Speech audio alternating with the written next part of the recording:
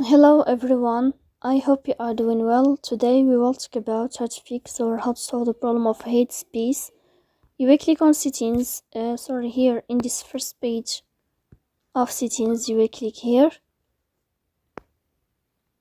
Then you will click on apps, default apps, app settings.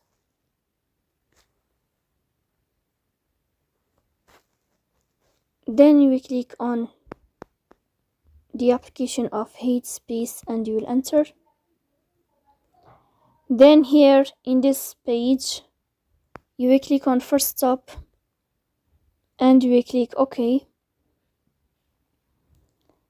After that, you will enter to the window of storage. Here you will click on clear cache. Then you will turn off your phone and you will restart your phone again to fix that problem. So please don't forget to